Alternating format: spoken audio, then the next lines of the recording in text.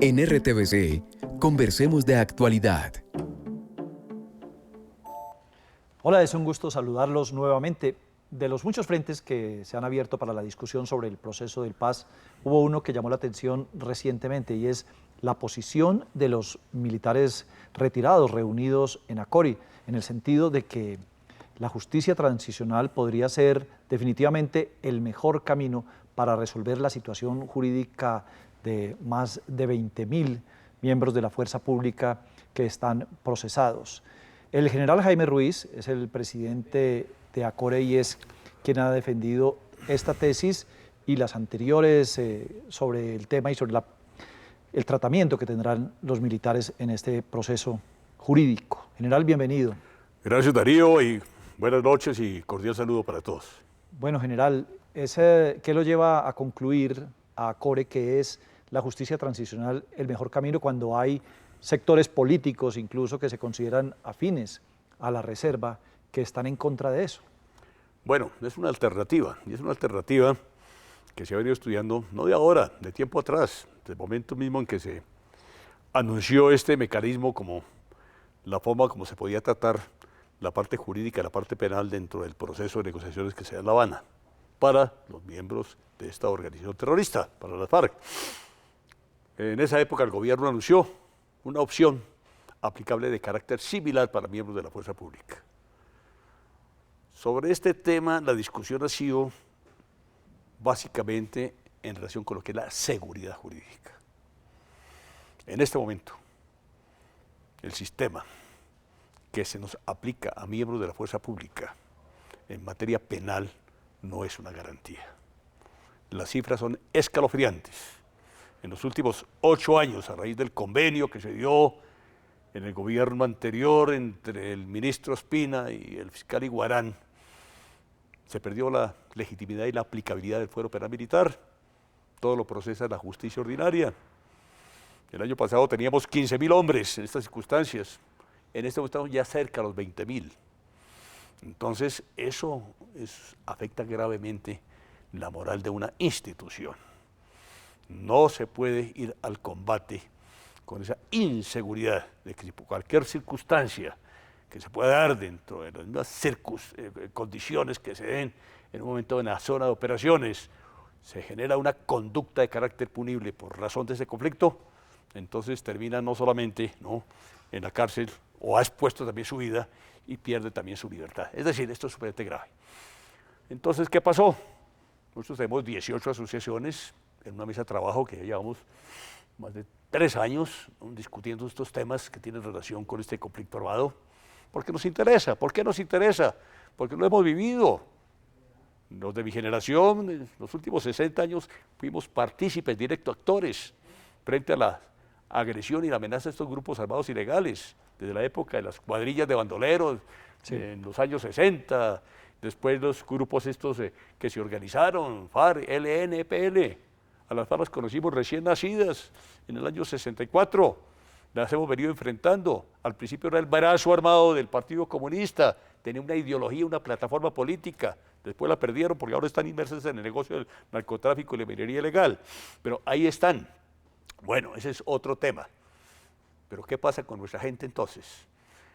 El primer esfuerzo fue el fuero penal militar, recuperarlo a raíz de ese famoso convenio con lo cual perdimos esta seguridad jurídica, el convenio Iguarán-Ospina.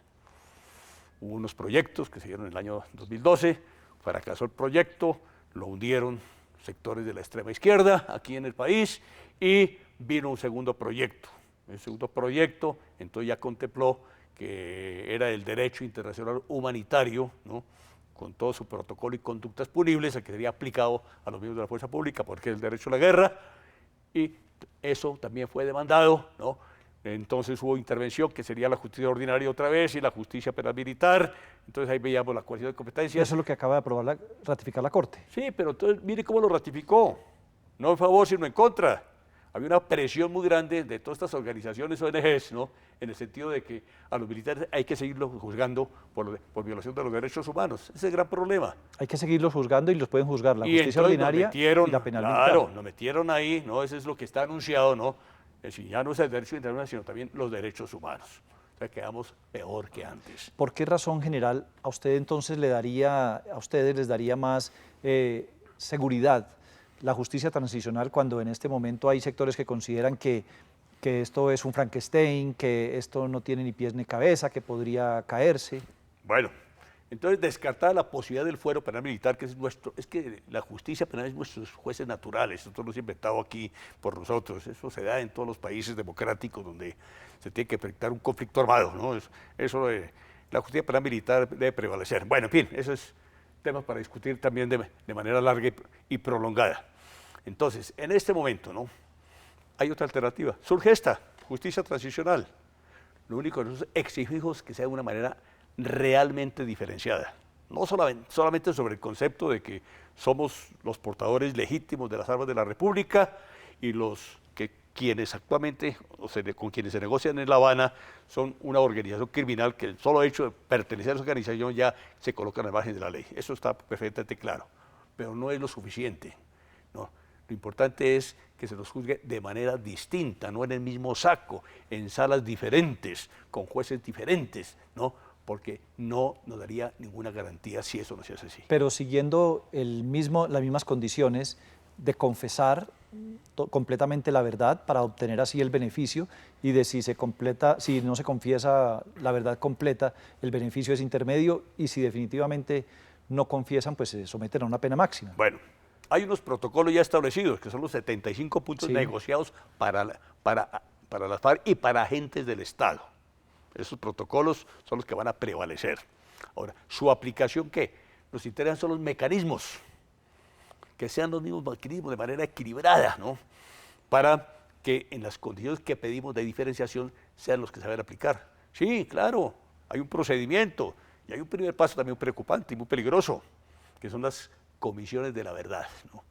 Ese es el primer paso para aplicar esta justicia transicional. Hay muchas dudas, ¿cómo se va a integrar? Porque vemos que hay una intervención directa o indirecta de las FARC, y eso pero la Comisión de la Verdad no tiene capacidad de juzgar, no, es el si tribunal. No tiene efecto jurídico. Es ¿no? el tribunal, tal vez. Pero es la apertura, ¿no?, pública de muchos casos, ¿no?, y allá van a concurrir todas estas ONGs, porque se les permite ir a denunciar o a contar. Entonces, ¿qué va a pasar, no? Se va a armar, ¿no?, todo un tinglado, ¿no?, de circunstancias alrededor de actuaciones de miembros de la fuerza pública que se ponen en el tapete, ¿no?, y en la picota nacional, en la picota pública. Entonces, ¿qué va a pasar? Entonces, de ahí en adelante, ¿no?, vendrá entonces la actuación del famoso tribunal. El tribunal, ¿no?, supongamos que nos abren la sala especial. Exige eso, ¿no? Exige, ¿no?, que cada quien confiese. Y no es confesión, sino simplemente cuente o diga la conducta que a mí se me señala, sí la cometí y fue esta y esta y esta. O también, lo que a mí se me no es cierto, ¿no? Y no es cierto porque no participé, y da sus argumentos. Si lo que él dice es cierto, ¿no?, y el tribunal no se lo comprueba, queda libre de toda responsabilidad, ¿no? Pero si se lo llegan a comprobar con pruebas ciertas, con verdad jurídica, lo pueden condenar hasta 20 años. Esos mecanismos ya están establecidos, ¿no? Sí. Entonces, son los mecanismos los que interesan. Ahora, lo que está pactado ahorita internamente, porque eso no se va a negociar en La Habana, está pactado es el compromiso que se dio ahí en la Escuela Militar el año pasado, donde el ministro de Defensa y el ministro de Justicia firman un protocolo. Es lo que se va a aplicar, ¿no? No, todavía eso está por resolver. Esperamos que sea así, y porque entiendo que el presidente de la República estuvo también estos días allá en Toremaida, ¿no?, dando explicaciones de cómo sería la aplicación. Nos interesa, ¿no?, pero eso lo decide cada quien. Eso no lo resuelve ACORE ni otra asociación. Cada caso es un caso específico, caso especial. Entonces, cada quien resuelve. Hay otra alternativa, una tercera alternativa. Ya que el fuero militar, que era la primera, pues no funcionó, entonces justicia transicional. La tercera la ofrece ahorita el Centro Democrático, concretamente el senador Rangel. Sí. Es un proyecto. Es un proyecto, sí, pero yo le pediría que lo miráramos más adelante. Perfecto, creo que está más lejos el proyecto que el acuerdo de La Habana, y estaríamos más cerca de eso. Ahora, hay sectores que seguramente les estarán diciendo a ustedes al oído, en reuniones, en todo, ustedes cómo van a ir esto es indigno ir a confesar como delito lo que ustedes hicieron como militares y en cumplimiento de un deber o siguiendo unas órdenes o porque lo consideraban que era lo necesario. Eso es indigno. A ver, ese es un pronunciamiento público que han venido haciendo ciertos sectores políticos, en el sentido de que someternos a la justicia transicional, ¿no?, es asumir una posición indigna, ¿no? Va contra el honor. Mire, ese tema yo personalmente lo he discutido. Hace 15 días, menos tal vez, el presidente Uribe me ha llamado y hemos conversado por teléfono y me ha dicho eso: general, es imposible. Le dije: señor presidente, en su gobierno ocurrió esto, el convenio de Iguarán-Ospina. Eso es lo que tiene ahorita 20.000 hombres en esta situación jurídica tan lamentable. El Estado no nos ha dado la solución. No hubo fuero, no hubo justicia penal militar, no lo hay ahorita. Este sistema no nos da ninguna garantía, ¿no? Esto hay que resolverlo. Utilicemos los mecanismos de la justicia transicional. Ahora, esto es válido si esos mecanismos que se nos aplique a nosotros y que se aplique allá con quien se negocie la paz son avalados por la Corte Penal Internacional. Porque si no son avalados, no, todo queda en el papel. Así pues, de que es cuestión que cada quien, eso no lo resuelve la institución, cada quien según su caso se acoge o no se acoge. Ahora, obviamente la orientación de ACORE puede ser significativa para que otros miembros puedan decir si toman ese camino o no toman ese camino. Yo creo que para eso hay una institución como ACORE, aunque es una decisión individual. Sí, nosotros podemos ser un referente, ¿no?, porque hemos sido estudiosos del tema y somos 18 asociaciones, sí, ¿no?, ya con personas ya viejas, curtidas, que conocen las circunstancias del combate. Está la Policía Nacional también, ¿no? Entonces, esto que allá miramos y analizamos, consultamos, tenemos asesores, ¿no?, abogados, exdirectores de la Justicia Penal Militar, claro, ¿no?, personas que conocen, ¿no? Entonces, esto es simplemente una alternativa. Y si surge otra, perfecta, y si hay otra mejor, pues cualquier alternativa que el Estado, no sí, los negociadores de La Habana, nos ofrezca para solucionar este gravísimo problema de inseguridad jurídica, bienvenida. Me da la impresión general de que ustedes, como en la conversación que usted tuvo con el expresidente Uribe, usted le estaría diciendo, pues bueno, entonces que seguimos en esta misma situación, tenemos ya 20.000 hombres, de los cuales 2.000 en prisión, ¿quieren que nos quedemos así? Y lo mismo los políticos les están diciendo a ustedes, no hagan esto, pero finalmente los que están en esa situación son ustedes. Mire, hemos hablado con todos, ¿no? Este tema lo hemos tratado con la Fiscalía General, lo hemos tratado con la Procuraduría General, lo hemos tratado en el Congreso de la República, lo hemos tratado con las distintas bancadas, lo hemos tratado con el Polo Democrático, lo hemos tratado con el sector más radical del Polo Democrático, ¿no?, para discutir esto, porque este es problema ya no de los militares y de los policías, es un problema de índole nacional, porque si no se nos da la garantía, si no nos da la seguridad jurídica que se necesite, no va a haber quien defienda este país. Ahorita el reto es ese: el comandante, el soldado, el policía sale al cumplimiento de su servicio constitucional y no solamente expone su vida, sino también se juega su propia libertad. Eso no puede seguir siendo así. General, ustedes han sido claros en que si hay una sala especial para que no se les metan en la misma bolsa, para que sea una sala especial para los agentes de la fuerza pública, en cuanto a los sitios de privación, a la forma de privación de la libertad. Ustedes también están pidiendo un tratamiento diferencial para eso, que no sea en un mismo lugar, por ejemplo, que sea en circunstancias diferentes. A ver, hay unos protocolos establecidos dentro de esto que ya se pactó en La Habana, y tiene que ver con la figura, pues, de la justicia restaurativa, ¿no?, que no necesariamente se necesita traje a rayas y barrotes, ¿no?, en cuanto a la penalidad, la forma de cómo cumplir esa sanción.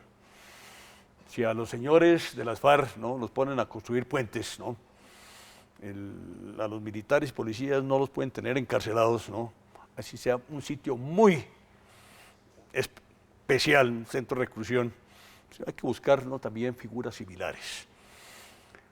Esto puede tener cualquier clase de interpretación, pero repito, eso no lo resuelven nuestras asociaciones, no lo resuelve la institución, eso lo resuelve cada quien. A cada quien le dice, este es su caso, entonces si usted se acoge o no se acoge, es su problema. Unos dicen, no, es que los militares, por su formación y por sus principios de honor y dignidad, prefieren irse 50 años a la cárcel, ¿no?, a someterse a eso. Eso lo resuelve cada quien. Si yo estoy sometido, ¿no?, por la justicia ordinaria a una circunstancia de esa, y me ofrecen esta otra alternativa, entonces yo escojo, yo me pudro los 50 años acá con toda mi dignidad, ¿no?, y no recurro a este procedimiento. Eso no puede decirlo ACORE, no lo puede decir ninguna asociación, sí, no lo puede decir los mandos, no lo puede decir nadie. Es decisión muy individual. Pero ¿usted qué piensa? ¿Dónde deberían estar privados de la libertad? Además de la pena restaurativa, ¿dónde deberían estar? A ver, los sitios, eso tiene que, es que todo está por resolver. Sí, pero aquí bueno. Se han dicho los qué, ¿no? Sí, sí, no el sí. cómo.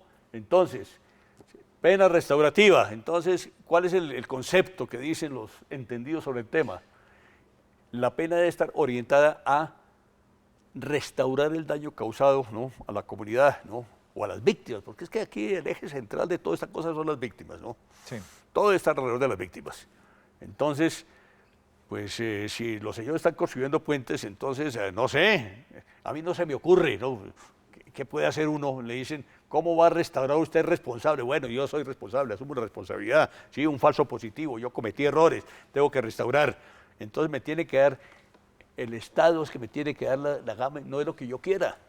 Entonces yo escojo. Pero bueno, la posibilidad de propuesta de ustedes... Si usted fuera el del Estado, ¿qué propondría? ¿Usted escoge qué? Usted escoge de golpe dictar charlas, conferencias de urbanidad. Por ejemplo, pero si yo soy el Estado y digo, creo una zona de concentración donde van militares y exguerrilleros. A ver, yo creo que eso sería muy difícil, ¿no? Muy difícil y no lo entendería nadie, ¿no? A ver, ¿qué es lo que quieren realmente los señores de las FARC? Eso ya lo han dicho, ¿no? Ellos quieren los famosos territorios de paz, las zonas de reserva capacidad que nos generan mucha preocupación por la autonomía que se les va a otorgar, por las exigencias que hacen ellos de que no se van a desmovilizar, ¿no?, sino que se van a movilizar activa políticamente. Y allí van a tener, ¿no?, una policía rural, por ejemplo, que puede ser de las mismas FARC, la cuadrilla 23, se cambia el brazalete y se pone policía rural o guardabosques o cosas de esas. Entonces, allí seguramente a esos territorios de paz irían a hacer puentes y a cuidar la naturaleza, pues los que sean condenados dentro de este sistema. A nosotros como militares, ¿dónde podríamos estar? No sé, ¿no? En una guarnición militar. Bueno, la guarnición militar es un cuartel de 4 cuadras por 4 cuadras, ¿no? No sería equivalente, ¿no? Sí, cuando usted estaba diciendo que la justicia transicional era el camino, simultáneamente apareció el anuncio del proyecto de ley del senador Alfredo Rangel, donde dice, nosotros le estamos ofreciendo a los militares una reforma constitucional, un tribunal especial únicamente para la fuerza pública, con unas penas fijas, un tribunal transitorio, e incluso de pronto aparece sumándose ahí funcionarios civiles, como un ruido que se generó ahí con el exministro Diego Palacio, que luego fue descartado. Pero ahora sí, yendo a ese proyecto, ¿es una alternativa viable? ¿La considera usted teniendo en cuenta que apenas es un proyecto y que necesitaría un larguísimo trámite por ser de reforma constitucional? A ver, esa vendría a ser como la cuarta alternativa, porque dijimos primero, bueno, la parte institucional, Fiscalía, Procuraduría, después el Fuero Penal Militar, ahora la Justicia Transicional, es una cuarta alternativa, buscando la seguridad jurídica. A ver, esa oferta del Centro Democrático, sí es un proyecto, cualquier alternativa es buena, entonces cada quien escoge si es la más conveniente o no la más conveniente. ¿Qué pasa con este proyecto? Que es un proyecto. Es un proyecto que creo que todavía no ha sido radicado, está anunciado nomás. Sí. Un proyecto, pero es únicamente para revisar procesos, hasta donde yo entiendo. Ellos toman 1 de enero del año de 1980 conductas relacionadas con el conflicto o por causa del conflicto hasta el momento. Sí. Entonces, quienes estén procesados dentro de circunstancias de violación de derechos humanos por estas circunstancias, o el mismo derecho internacional humanitario, bueno, como se le quiera aplicar, entonces recurre a este tribunal pro tempore, lo han denominado. Pero habrá que ver si pasa la revisión constitucional. y habrá que ver si pasa también la aceptación de las cortes internacionales. Sí. Entonces, es otra alternativa. Si surge una quinta, bienvenida. Lo mejor para nuestros militares y policías. Ese proyecto tiene que dar 2 vueltas, que sería reforma constitucional. Tiene que ir a revisión de la Corte Constitucional. Y el tiempo para ustedes pasa. El tiempo para ustedes pasa. General, además de este tema puntual de la justicia, de cómo serían juzgados, cómo serían privados de la libertad, que es de lo que estamos hablando, independientemente de eso, ustedes como institución, usted personalmente, ¿todavía cree en este proceso de paz? Mire, ojalá que esto resulte, ojalá que se logre esa paz tan anhelada por todos los colombianos, pero tenemos que hablar es con las palabras, ¿no?, exactas de lo que esto significa. Esto no es un proceso de paz lo que se está negociando. Se está negociando la terminación del conflicto armado con un solo actor que se llama FARC. Hablar de paz, los mismos negociadores y ya el mismo gobierno ha dicho, hay que esperar mucho tiempo. La última intervención del ministro de Defensa habló de 20 a 30 años. La paz, cuando el país se normalice, cuando desaparezca todo tipo de amenaza, cuando estos grupos armados ilegales dejen de causar tanto temor y tanto daño a la nación. Entonces, ¿qué es lo que hemos hecho nosotros? Precisamente aportando toda nuestra experiencia, no podemos ser indiferentes, ¿no? Hemos sido muy cuidadosos en decir las cosas para evitar cometer los errores del pasado. Entonces, pues aquí nosotros nos sumamos al común de la gente, al ciudadano de la calle, ¿no?, que dice, bueno, este proceso, ¿por qué las encuestas? Escasamente una aceptación de un 20%, ¿no? ¿Por qué? Ojalá se solucionaran todas las cosas, ¿no? Y ojalá que el mensaje que se dé a la ciudadanía sea el que todos queremos. Ojalá que esto funcione. Y ojalá que se pueda firmar este acuerdo con las FARC, ojalá mañana mismo, ¿no? Y ver a ver entonces en qué circunstancias vamos a seguir cumpliendo la tarea institucional que nos corresponde. Todo es confuso, no sabemos exactamente, ¿no?, qué tanto se está entregando y a cambio de qué. Esa es la gran duda de todos los colombianos. A propósito de dudas, ¿le han generado dudas los últimos acontecimientos, todo este escándalo con la presencia de las FARC en La Guajira, en un acto público, con población civil, más todo el entorno político que hay? Mire, desde la Reserva, el día que el señor presidente se pronunció en forma enérgica y se va ya, y bajo ninguna circunstancia seguirán haciendo estas visitas. Y ya di la orden de que salieran del territorio colombiano. No se fueron, se quedaron 8 días más. Y ahorita, ayer, antier, pues hay un nuevo protocolo de que seguirán las visitas, ¿no? Esto es muy preocupante. El gobierno dijo que quedaban suspendidas, no canceladas. Bueno, suspendidas. Suspendidas. Bueno, el lenguaje no da para todo, ¿no? La interpretación, sí. A veces, ¿no?, puede ser una u otra, pero de todas maneras, lo que dijo inicialmente ese día, ¿no?, fue de buen recibo y lo aplaudimos. Respaldo total, señor presidente. Nuestro comandante en jefe, ¿no? Bueno, ahora, bueno, no, es que lo que quería decir era que eran suspendidas, bueno, es cuestión de interpretación. Pero este mensaje es preocupante, porque ¿quién nos va a controlar? Hay 2 visitas pendientes, ¿no?, allá en la zona del Cauca. Allá hay comunidades organizadas, allá hay población civil. Ya esta mañana, anuncios, medios de comunicación no dejaron entrar, ¿no?, tienen control territorial, ¿no? Entonces se hicieron a una zona, legalmente eso no es posible. La fuerza pública, hubo un comunicado bastante confuso, que la fuerza pública pues no cesará operaciones en determinada zona, pero si siguen allá y se confunden con la población civil y están con armas, es otra vez un proselitismo armado de carácter político, es una amenaza para la población civil. Entonces, ¿cuál es la única garantía? Creerles, es de buena fe creerles que lo van a cumplir dentro de los protocolos establecidos. No han cumplido nada, ¿no? Entonces, esa es la gran preocupación. No han cumplido nada y el cese, el fuego, la disminución de acciones terroristas, la disminución de muertes de miembros de la fuerza pública desde que está este cese el fuego, ¿significa algo o no? Mire, ACORE tiene 15 seccionales distribuidas en todo el país y cada seccional tiene gente de la Reserva en distintos lugares geográficos de nuestro territorio. Recibo mucha información de lo que pasa. Los mismos medios de comunicación. ¿Qué está pasando ahorita? Porque esa acelerada y exitosa actuación del ELN en zonas donde no tenían mayor capacidad, ¿no?, de causar el daño que están causando, pues ya hay una explicación, ya hay mucha información, ¿no?, muy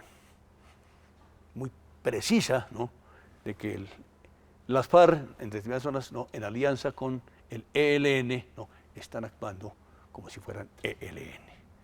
Eso está por confirmar. No sé si lo sepan ya o tengan evidencia exacta los organismos de inteligencia, pero ya dentro de las comunidades, dentro del común de la gente, dentro del común del ciudadano, ya en los medios de comunicación se dice y se afirma. Entonces, ¿cuál es la credibilidad que nos dan las FARC en este tipo de compromisos? Poco o nada. Y con todo eso, general, quiero ya cerrar con esta frase que usted dijo hace un momento. Si por usted fuera que se firmara este acuerdo de fin del conflicto con las FARC mañana mismo. Ojalá, ojalá, y para resolver la situación y contarle al país, ¿no?, ¿a cambio de qué? Porque es lo que no sabemos. ¿Qué tanto se entregó a cambio de esto que le ha otorgado a las FARC? Es que hay que ser claros en ese sentido, y lo hemos repetido insistentemente. Había una gran generosidad por parte del gobierno respecto a las FARC, y esa gran generosidad demuestra debilidad. Y esa debilidad del Estado, pues, la aprovecha la contraparte. Por eso es que todas estas exigencias, ¿no?, al final salen, ¿no?, bueno, ¿qué pasó?, ¿no? ¿Por qué tanto beneficio a las FARC, ¿no? ¿Y por qué esta incertidumbre dentro de la ciudadanía y dentro de nosotros mismos, los militares, que nos peleamos esta guerra y iremos con esta guerra, no, este conflicto, ¿no? Y conocemos a las FARC desde distintas épocas y distintas circunstancias, no generan ninguna credibilidad. General, muchas gracias por acompañarnos. Bueno, Darío, a ustedes muchas gracias y que Dios nos proteja.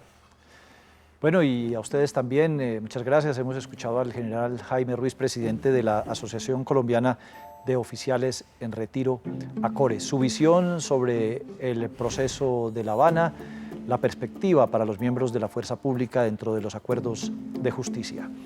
Que tengan un buen descanso.